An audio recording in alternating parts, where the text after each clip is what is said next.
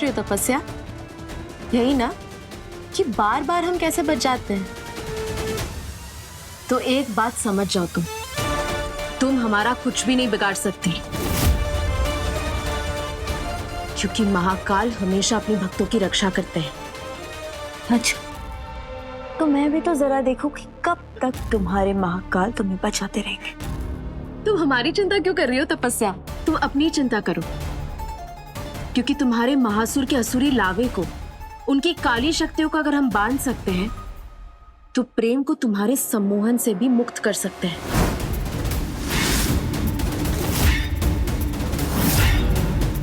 और फिर तुम्हारी सारी कर्ण मोहिनी की शक्तियां तुम्हें हमसे भी नहीं बचा पाएंगी।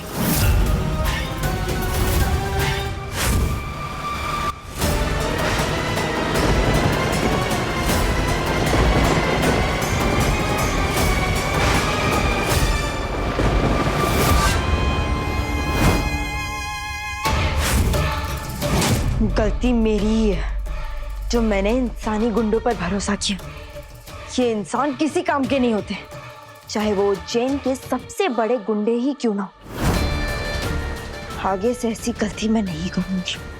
अब जो करना है रानी कर्ण मोहिनी खुद करेगी।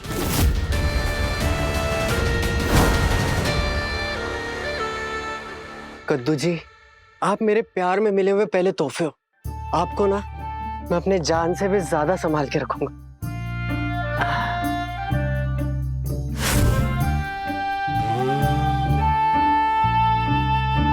बिट्टू, बड़ी मम्मी कह रही थी कि मेरे खिलौने तुम्हारे पास है। बिट्टू,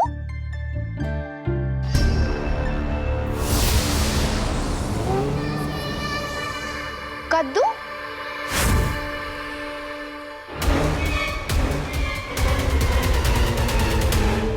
बिट्टू ने ये कद्दू अपने कमरे में क्यों रखा है? जरूर उसने ये मेरे लिए ही रखा होगा। उसे पता है ना मुझे कद्दू की सब्जी कितनी ज्यादा पसंद है। पर कमरे में रखे रखे कद्दू की सब्जी कैसे बनेगी? एक काम करती हूँ, इसे मैं रसोई में ले चलती हूँ। कद्दू महाराज, आज मैं तुम्हारी सब्जी खाऊंगी। अरे क्यों मेरा सब्जी बनाना चाहती हो दीदी?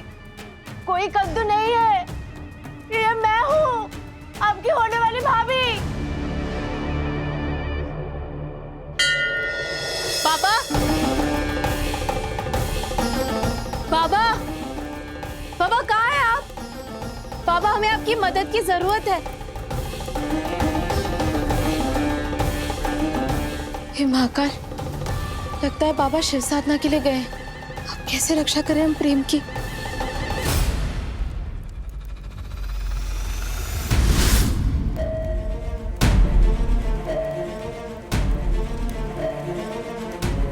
हे महाकाल, इस संकट की घड़ी में बस आप ही हमारा सहारा है।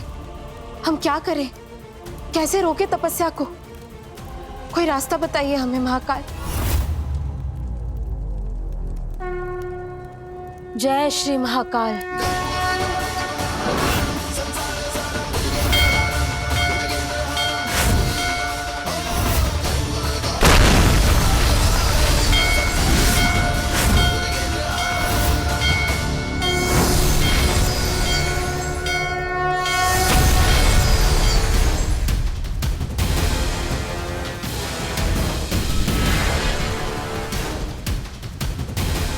मोहिनी ग्रंथ,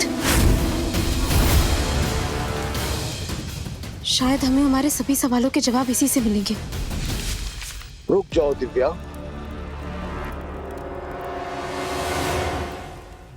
बाबा,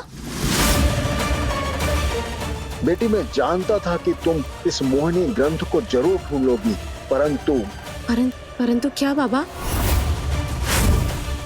तुम्हें इस पवित्र ग्रंथ को अपने साथ ले जाना होगा और इसे प्रेम के साथ पढ़ना होगा। तब तुम्हारे सभी प्रश्नों का उत्तर तुम्हें अवश्य मिल जाएगा।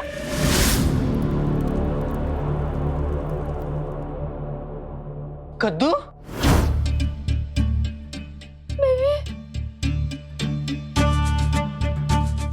जो मेरे प्यार का तोहफा कद्दू किचन में क्या कर रहा है?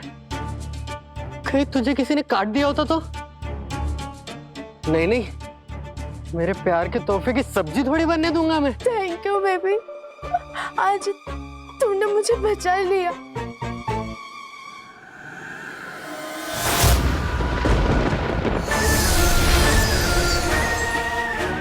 वो मायावी गेंद तो मुझे कुछ बता नहीं पाई, पर एक बार पुरानी कर्णमोहिनी ने बताया था कि धनकुंद्रा की गुफा में एक असुरी ग्रंथ है जिसमें सारी काली शक्तियों का काला चिट्ठा है। शायद उससे मुझे पता चल जाए कि महासुर का असुरी लावे को कैसे जागृत करना है। मेरे प्यारे कद्दू, विशाखा ने कितने प्यार से दिया है तुम्हें मुझे। आज तुम मेरे लिए कद्दू नहीं बल्कि मेरी बेबी हो।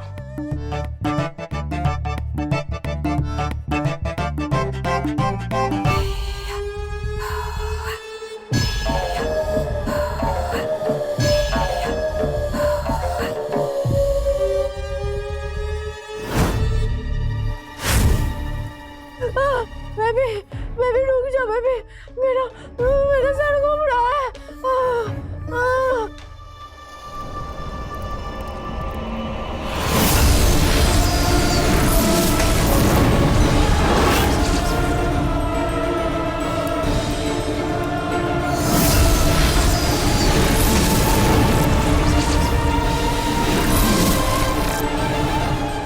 धनकुंद्रा जैसे लालची प्राणी की गुफा ऐसे तो नहीं खुल सकती।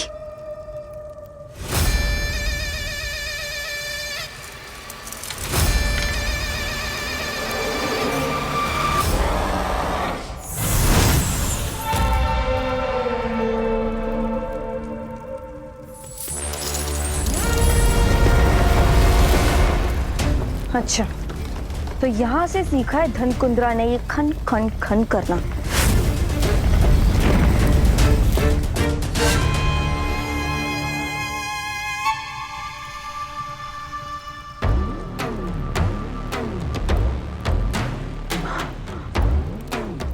इतना सारा सोना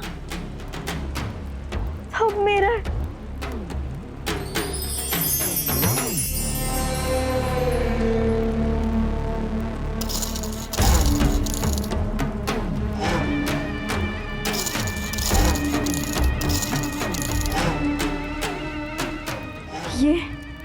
ये सब कुछ मेरा है।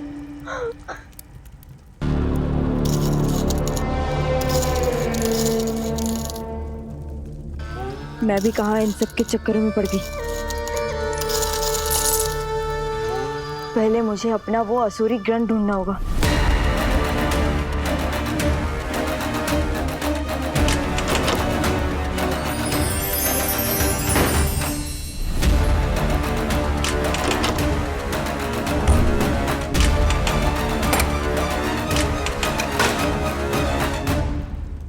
आखिर कहाँ होगा वो असुरी ग्रंथ?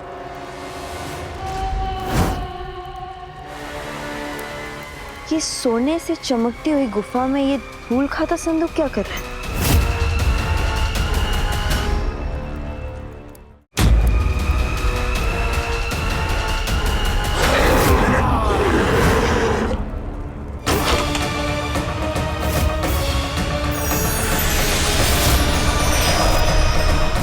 नहीं रानी कर्णमोहिनी, आसुरी ग्रंथ पाने की आपको बहुत बहुत बधाई।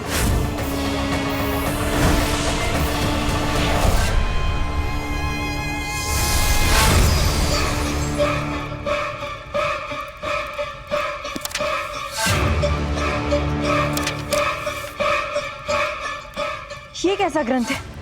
एक शब्द नहीं लिखे इसमें। सारे के सारे कोरे कागज है इसमें। वो इसलिए रानी कर्णमोहिनी क्योंकि असुर अगर पढ़ने लगे तो वो असुर नहीं रहेंगे। पर आपको जो पूछना है पूछिए, ये आसुरी ग्रंथ आपके सभी सवालों का जवाब देगा।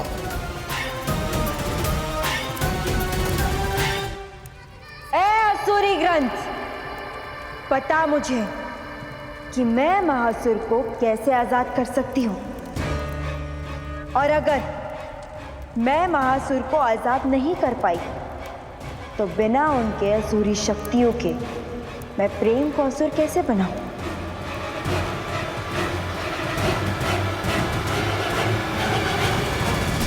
अब क्या हुआ? ये असुरी ग्रंथ कुछ बोलता क्यों नहीं? क्षमा रानी कर्णमोहिनी, पर शायद आप सही प्रश्न नहीं पूछ रही हैं।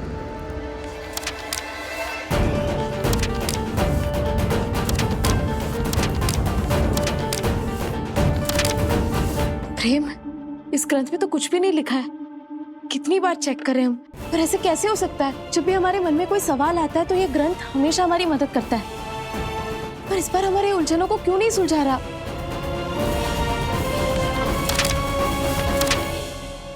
लो, ये पन्ना भी खा ले।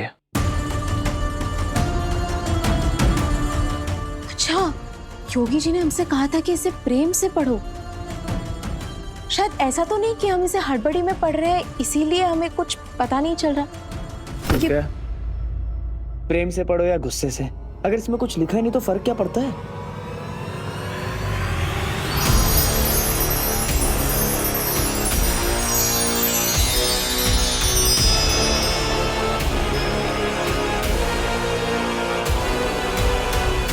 प्रेम के साथ पढ़ो कहा था, इसका मतलब तुम्हारे साथ पढ़ने के लिए कहा था।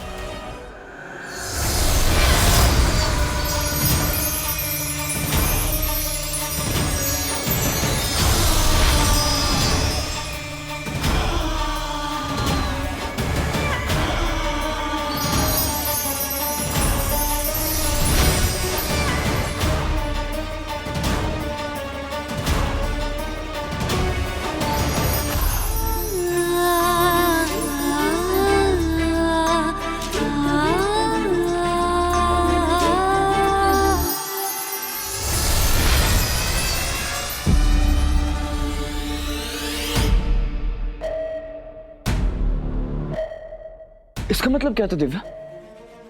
हमें नहीं पता,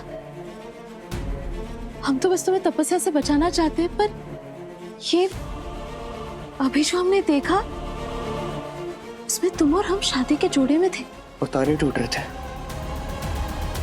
इसका क्या मतलब हो सकता है? क्या बताना चाहता है ये ग्रंथ हमें? मैं बताती हूँ तुम्हें।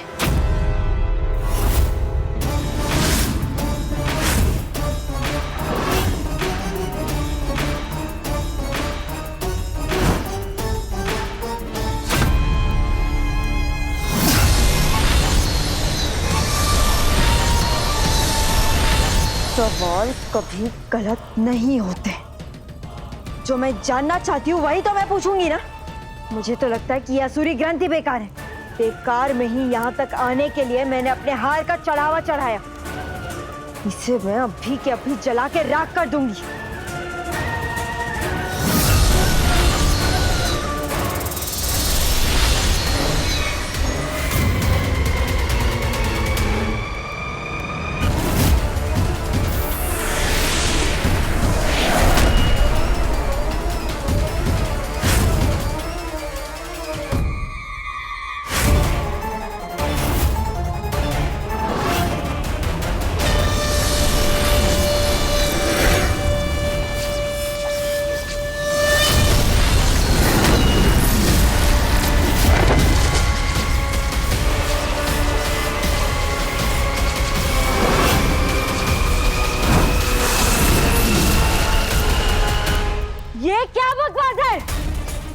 प्रेम मेरे वश में है। मेरे कहने पर वो अपनी जान दे भी सकता है और किसी की जान ले भी सकता है।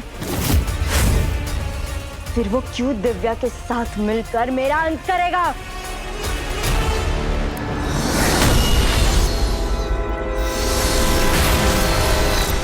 भविष्य? क्या मतलब है इसका? कहीं ये ग्रंथ मुझे मेरा भविष्य तो नहीं दिखा रहा? नहीं, ये नहीं हो सकता। मैं दिव्या और प्रेम को एक होने नहीं दे सकती। इस समय वो प्रेम को मेरे सम्मोहन से बाहर निकालने का रास्ता ढूंढ रही होगी। इससे पहले कि वो सफल हो जाए, मुझे प्रेम और दिव्या को दूर करना ही होगा। क्या करूं मैं?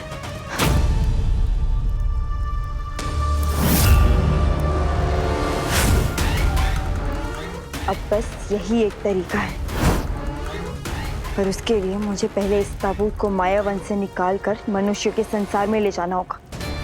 एक काम करती हूँ, फिर शैली को बुला लेती हूँ, क्योंकि ऐसे छोटे मोटे काम करना रानी कर्ण मोहिनी को शोभा थोड़ी देगा।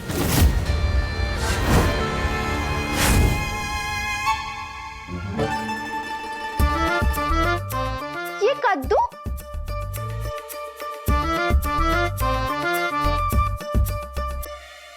ये कद्दू यहाँ वापस कैसे आ गया? ए कद्दू, तुम यहाँ रहोगे तो तुम्हारी सब्जी कैसे बनेगी? और तुम्हारी सब्जी नहीं बनेगी तो हम तुम्हें खाएंगे कैसे? इसीलिए हमें परेशान करना बंद करो और हमारे साथ वापस चलो रसोई में। अरे माला दीदी, आप मेरा एक कद्दू लेकर कहाँ जा रही हो? बिट्टू, तुमने मेरे खिलौने भी नहीं दिए मुझे और अभी कद्दू भी ले लेना चाहते हो? अरे माला दीदी, खिलौने क्या, मैं आपको मेरी पूरी प्रॉपर्टी दे दूंगा, बस ये कद्दू मेरे पास रहने दीजिए। अरे चिंता क्यों करते हो बिट्टू? कद्दू कटेगा तभी तो सब में बटेगा। नहीं माला दीदी, ये कद्दू मैं कटने नहीं दूंगा। नहीं, मैं काटूंगी। अरे नहीं कटने दे सकता। मैं काटूंगी। अरे नहीं कटने दूंगा। नहीं नहीं, मेरा है। अरे माला दीदी, ये मेरे प्यार का पहला तोहफा है। प्यार में कद्दू कौन देता है? और ये मेरा कद्दू है, मैं किसी को नहीं दूंगी। दीदी प्लीज दे दीजिए, प्लीज। अरे विशाखा भाभी, बेबी,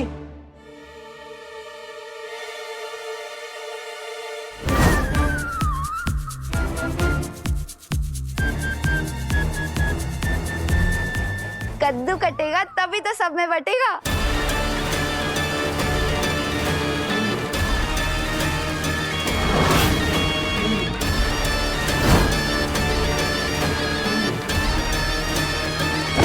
विशाली, जहां कहीं भी हो मेरे पास आ जाओ अभी, और इसी पर। मेरा कद्दू? कद्दू कहाँ गया?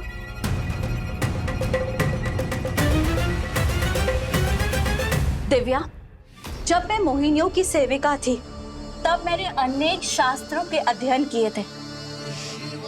इसलिए मुझे अब पता है कि कल ब्रह्म मुहूर्त में पुष्य नक्षत्रों में अनंत काल का आरंभ हो रहा है।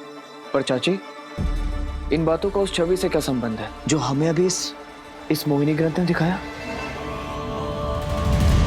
प्रेम, पुष्य नक्षत्र के अनंत काल में अगर तुम दिव्या से विवाह करोगे, उसकी मांग में सिंदूर भरोगे, तो तुम दोनों का रिश्ता अनंत काल के लिए जुड़ जाएगा।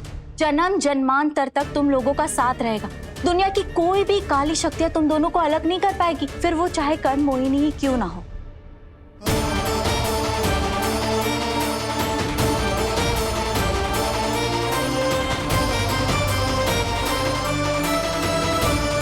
इसका मतलब अगर तपस्या हमें अलग नहीं कर सकती तो वो प्रेम को असुर भी नहीं बना सकती, और मोहिनी ग्रंथ हमें यही बताना चाहता था। हाँ दिव्या, प्रेम को तपस्या की काली शक्तियों से बचाने का इसके अलावा और कोई रास्ता नहीं है हमारे पास।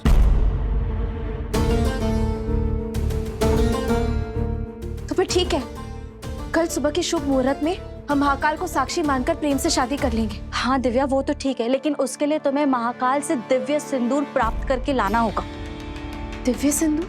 हाँ दिव्या, तुम्हें और प्रेम, तुम दोनों को आज सूर्यास्त से लेके कल ब्रह्म मुहूर्त तक सच्चे हृदय से महाकाल के ध्यान में बैठना होगा, उनके मंत्रों का जाप करना होगा। और इस बीच में ऐसी बहुत सारी काली शक्तियां आएंगी, बहुत सारी बाधाएं आएंगी जो तुम्हारा ध्यान तोड़ने की कोशिश करेंगी।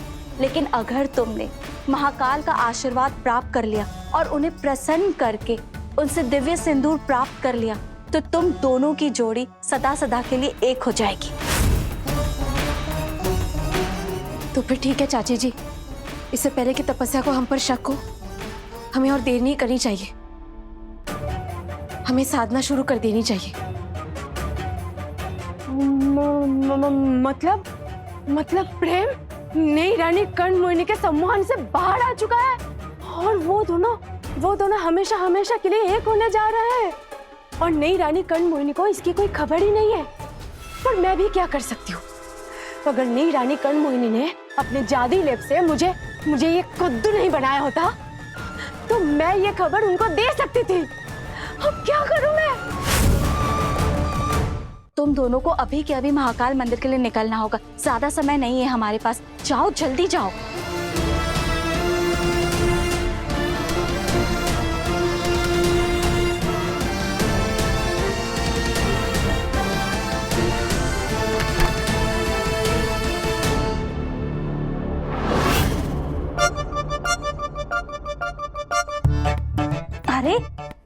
देखो, माला सुबह से कद्दू खाने की जिद कर रही थी और ये मेरी नजरों के सामने रखा हुआ है। अभी जाकर उसके लिए कद्दू की सब्जी बनाती और गर्मा गर्म पूरी चाट कर खाएगी।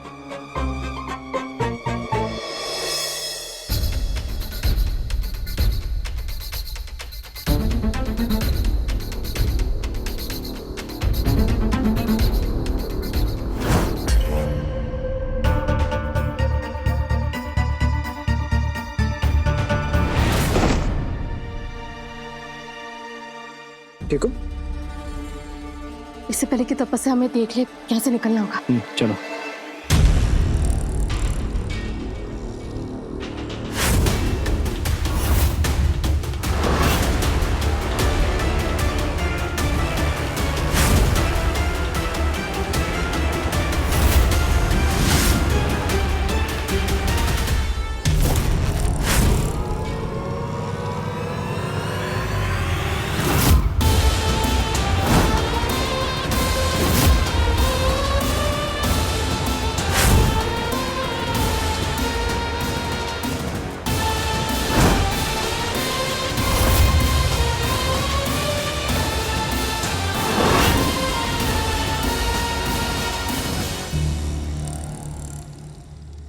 इधर उधर क्या देख रहे हो? तुम्हारी कर्ण मोहिनी तुम्हारे सामने।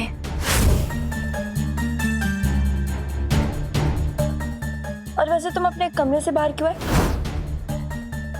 अपनी तपस्या को ढूंढ रहे हो?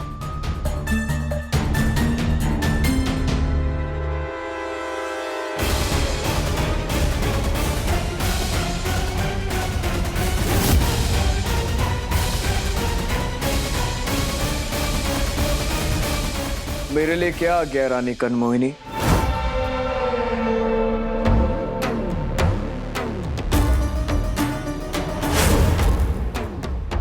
बस ऐसे ही मेरे वश में रहो। महाकाल की कृपा है कि अपने अहंकार में अंधी हो चुकी इस तपस्या की नजर दिव्या पर नहीं पड़ी। इसी में तुम्हारी भलाई है।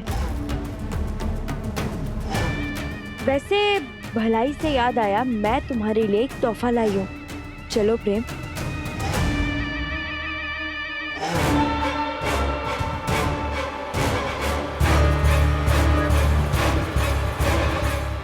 तपस्या अभी भी समझ नहीं पाई है कि प्रेम उसके वश में नहीं है, और वो क्या करना चाहती है प्रेम के साथ।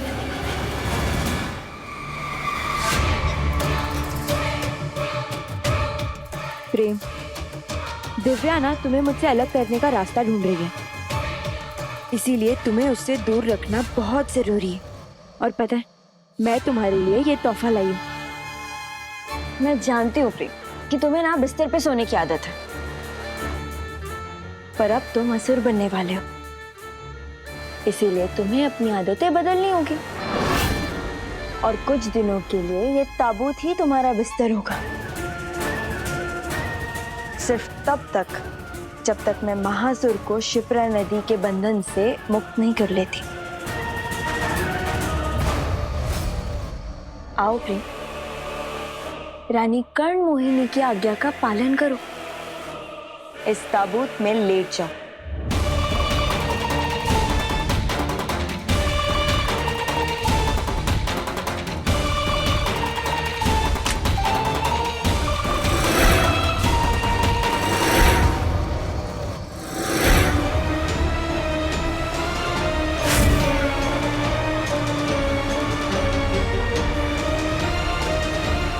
बहुत खूब, अब अपनी आंखें बंद करो प्रेम।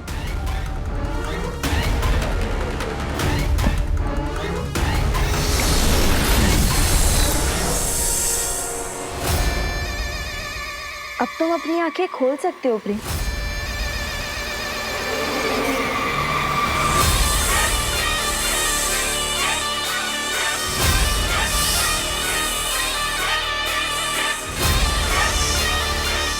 ये सांप तुम्हारी रक्षा करेगा प्रेम। अगर तुमने यहाँ से उठने की कोशिश भी की, नहीं, तुम स्वयं तो नहीं उठोगे, क्योंकि तुम मेरे वश में हो। अगर दिव्या ने तुम्हें यहाँ से निकालने की कोशिश भी की ना, तो ये सांप उसे डस लेगा और फिर वो अपने प्यार को बचाने की जगह खुद मौत को प्यारी हो जाएगी। बेचारी दिव्या।